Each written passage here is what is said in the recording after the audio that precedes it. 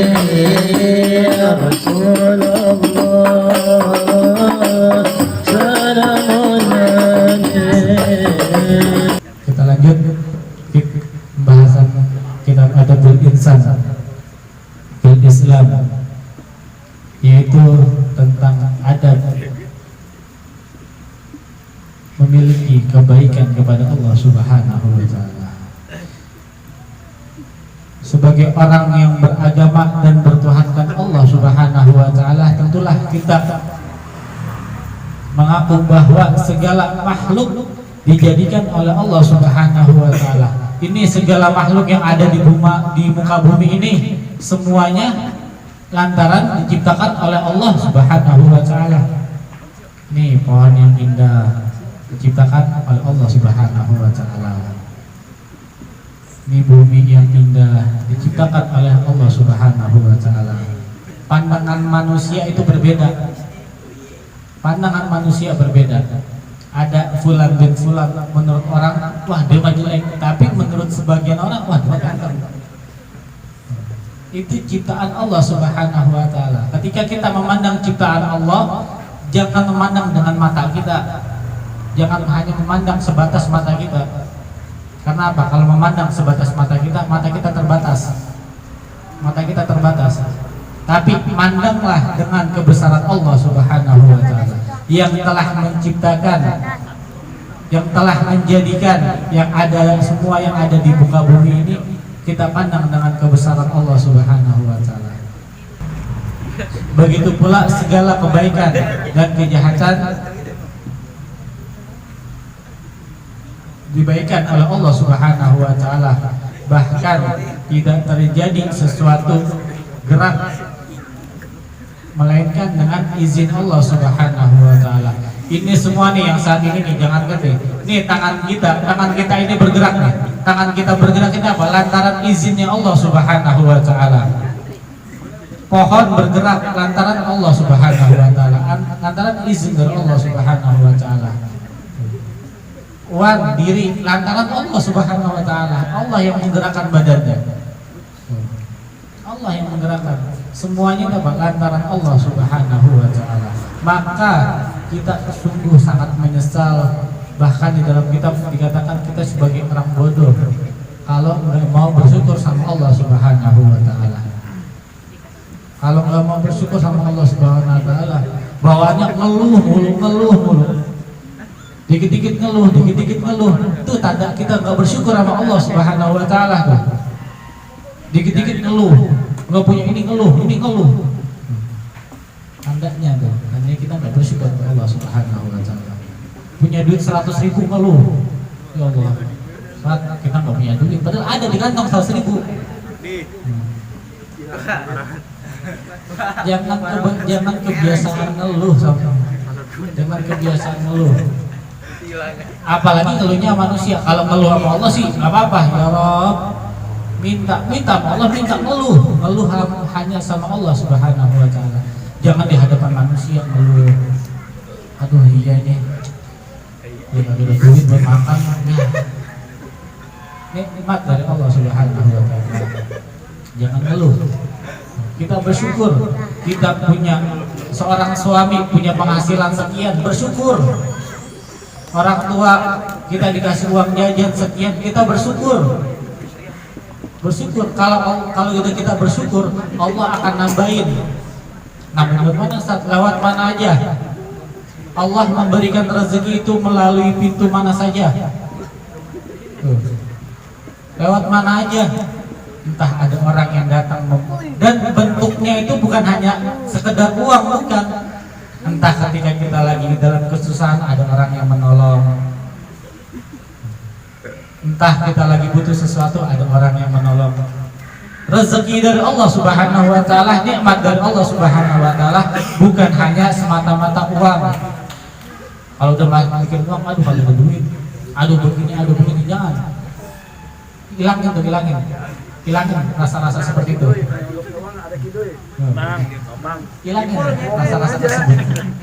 Karena apa? Kalau kita ngeluh, yang ada apa? Pikiran stres sakit, kagak bisa kerja, nggak kerja, dapat duit nggak? Jadi ketika memang kita mendapat rezeki sedikit, ucapkan alhamdulillah. Kita mendapat rezeki yang banyak, alhamdulillah juga. Yang sedikit aja alhamdulillah, kalau begitu yang banyak. Tapi yang mentang-mentang banyak langsung nanti udah kayak orang gila baru dapat duit. Oh, lah dapat duit banyak langsung dihaburin ke sana, dihaburin ke sana, dihaburin ke sana. Tuh, jangan sampai kayak gitu. Kalau kita udah bisa bersyukur dengan apa yang telah Allah tetapkan kepada kita, maka apa? Allah akan ridho. Allah udah ridho, enak gak? Allah udah ridho, enak, nikmat. Ridhonya dunia akhirat lagi. Allah. Ridhonya dunia akhirat. Ada orang yang memang di dunianya, mohon maaf, serba kekurangan, tapi di yaumil akhir nanti dia bahagia. Di dunia dia susah, tapi nanti di yaumil akhir dia bahagia. Itu orang beruntung. Orang yang rugi di dunia, apa namanya, di dunia bahagia, tapi di akhirat nanti sengsara. Itu orang yang rugi itu. Orang yang paling rugi lagi, udah di dunia sengsara, di akhirat sengsara juga. Tuh rugi banget. Orang yang sangat beruntung di dunia bahagia, di akhirat bahagia. Itu. Kenapa? Kalau kita udah bersyukur kepada Allah Subhanahu wa taala, kita memandang apapun karena kebesaran Allah Subhanahu wa taala, karena kuasa Allah, karena ridhonya Allah, maka apa? Kita akan enak. Kita bahagia dunia, bahagia di akhirat. Bahkan di dalam Al-Qur'an dikatakan, qulillahul khaliqul kulli syai'in wa huwa wahidun qahhar. Allah yang menjadikan tiap-tiap sesuatu, dan ialah yang tunggal, yang maha esa. Allah yang menjadikan tiap-tiap sesuatu. Allah yang menjadikan tiap-tiap sesuatu yang ada pada diri kita.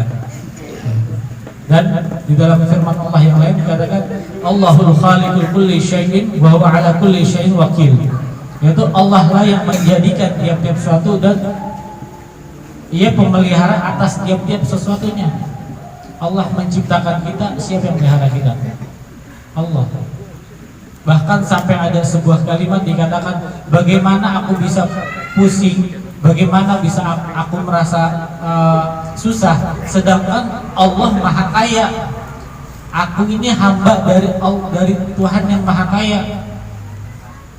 Aku ini hamba dari Allah yang Maha Kuasa, Maha Kaya semuanya. Maka apa? Jangan takut. Kita punya Allah. Ustaz, buat yakinin itu susah, berat banget. Berat, emang berat. Ini dunia adalah bagaikan sebuah sekolah. Dunia bagaikan sebuah sekolah. Ente sekolah dari kelas 1, masuk kelas 1 apa langsung ke kelas 6? Ke kelas 1 dulu kan? Kelas 1 ente masuk sekolah, pertama masuk sekolah kan kelas 1 dulu. Dari kelas 1 mau ke kelas 2 ente lewatin ujian gak? Lewatin ujian. Nanti ngelewatin ujian. Kita semua ngelewatin ujian. Dari sekolah kelas 1 SD mau naik kelas 2 SD melalui ujian, terus mau kelas 3, kelas 4 sampai kelas 6, sampai kita SMP, SMA, kuliah, kita melalui ujian untuk ke tahap-tahap selanjutnya. Begitupun kehidupan kita. Allah mau mengangkat derajat manusia, Allah mau meninggikan derajat manusia, Allah pasti akan memberikan ujian sesuai dengan kemampuan si manusia tersebut. Kita dikasih masalah, kita dikasih suatu masalah sama Allah Subhanahu wa taala. Allah tahu kita mampu dengan masalah tersebut. Allah tahu kita mampu dengan masalah tersebut. Maka kita dikasih ujian seperti itu. Karena apa? Allah mau naikin kita ke derajat yang lebih tinggi lagi. Nah, tinggal kita nih, kita bisa menjalani ujian tersebut, apa kita bisa gagal? Di sekolah kalau kita gagal ujian, naik apa enggak? Enggak naik. Begitu juga kehidupan. Kita dikasih ujian sama Allah, padahal tahu udah mampu kita.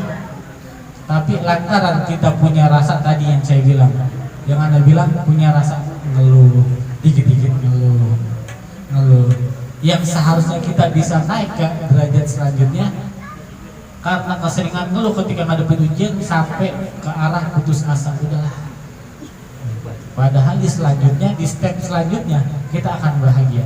Karena udah nyerah duluan, maka kita kembali lagi ke bawah. Nikmat. Ketika kita punya satu masalah yang merasa kita, waduh berat banget, ingat aja satu yang paling gampang banget. Di luaran kita banyak orang yang punya masalah lebih berat daripada kita, yang mereka bisa menjalankannya. Karena apa? Allah memberikan ujian kepada kita, tandanya Allah sayang sama kita. Tandanya Allah sayang sama kita, tandanya apa? Allah ngasih tunjuk kepada kita, nih ente harus naik ke derajat yang lebih tinggi. Begitu.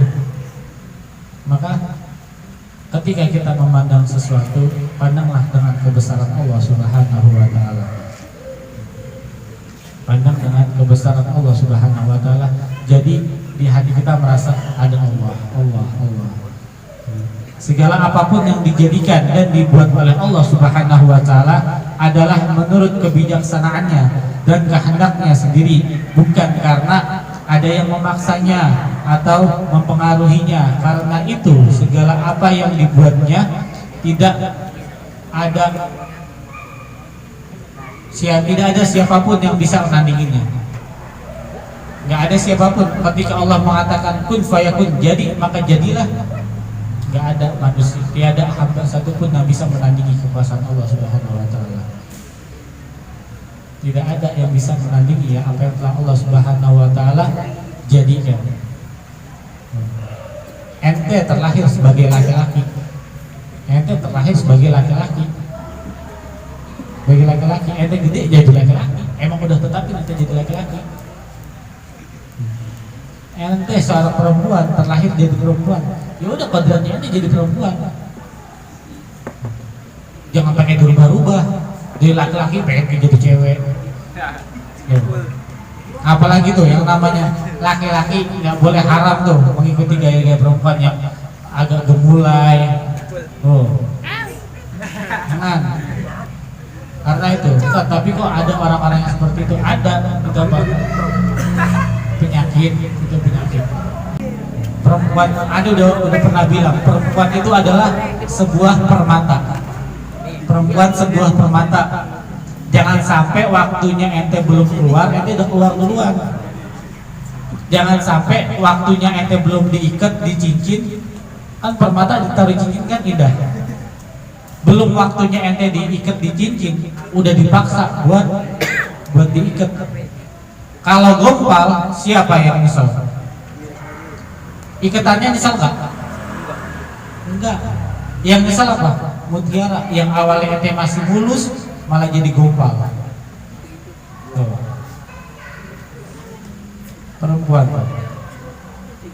dengan kehadiran baginda Nabi Muhammad SAW, Allah angkat derajat perempuan, diangkat derajat perempuan. Apalagi seorang ibu, masya Allah. Nih ente nih semua nih pada punya ibu kan? Punya, mungkin ente nggak punya. Walaupun mungkin orang tua atau ibu ente udah tiada, Ente punya ibu yang masih ada nih yang masih ada, yang masih punya ibu, sayangin ibu ente, jangan sampai nyesel. Kalau udah nggak ada nyesel,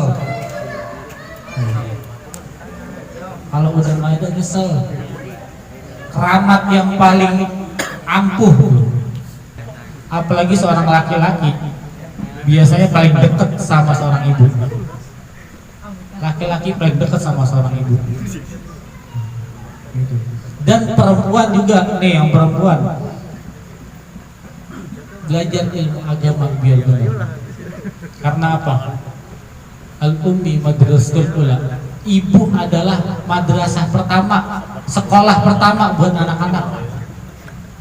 Ibu adalah sekolah pertama buat anak-anak, guru pertama buat seorang anak. Maka apa? Jadilah seorang wanita muslimah yang baik, yang memang bisa paham dengan agama. Nggak ada kata terlambat, nggak ada kata terlambat. Saat aneh pernah ngelawan orang tua, saat aneh ini, nggak ada kata terlambat. Selama ente mau berubah, selama ente niat di dalam hati mau berubah, nggak ada kata terlambat. Selama nafas ente masih ada, nggak ada kalimat terlambat buat berubah jadi lebih baik. Yang ngerasain siapa? Nanti ente sendiri yang ngerasain. Lantaran seorang ibu, bahkan sampai baginda Nabi Muhammad SAW, beliau ketika saat berziarah kepada makam ibunda Sayyidatuna Aminah, beliau ziarah di makamnya bagaikan seorang anak kecil. Beliau duduk seperti ini, beliau nangis. Beliau duduk seperti ini bagaikan seorang anak kecil nangis. Tuh, betapa besarnya tuh seorang ibu. Makanya apa? Rasulullah sangat memuliakan seorang wanita. Ente wanita udah dimuliain nih, jangan sampai ente menghinakan diri ente sendiri. Jangan sampai ente menghinakan diri ente sendiri. Ente udah dimuliakan, jangan sampai ente menghinakan diri sendiri. Tuh. Apalagi nih mungkin kita yang tua-tua nih yang udah punya anak, jaga anak perempuan kita, jaga. Seorang anak perempuan bisa membawa orang tuanya masuk ke dalam surga dan bisa pula menyeret ke dalam neraka. Satu helai rambut engkau keluar dari rumah tanpa memakai hijab, tanpa memakai jilbab, satu langkah orang tuamu masuk ke dalam neraka. Apalagi seorang perempuan ini laki-laki, ente banyak bersolawat kepada baginda Nabi Muhammad, insya Allah di yaumil akhir nanti ente punya tanda tersendiri sehingga dikenali oleh baginda Nabi Muhammad. Seorang perempuan nanti di yaumil akhir nggak bisa ketemu Sayyidatuna Fatimah, jangan harap engkau bertemu dengan ayahnya, jangan berharap engkau akan bertemu dengan baginda Nabi Muhammad SAW. Seorang laki-laki, idola yang paling kita idolakan adalah baginda Nabi Muhammad SAW. Itu idola kita, idola yang benar-benar kita bisa ikutin semuanya, gerak-geriknya, langkah-langkahnya. Al-mar'u ma'aman ahabbah.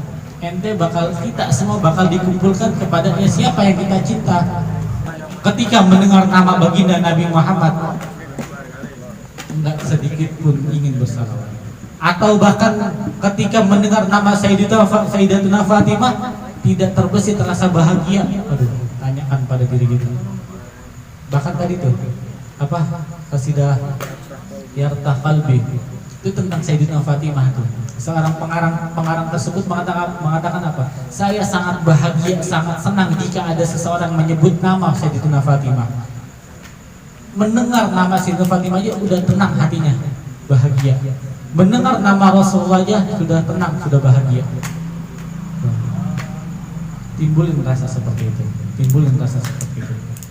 Seorang wanita idolakan Sayyidina Fatimah, idolakan baginda Nabi Muhammad SAW. Laki-laki idolakan baginda Nabi Muhammad, idolakan para sahabat-sahabat Nabi. Berharap kita di yaumil akhir nanti berkumpul dengan mereka semua di bawah panji baginda Nabi Muhammad SAW. Wallahu a'lam.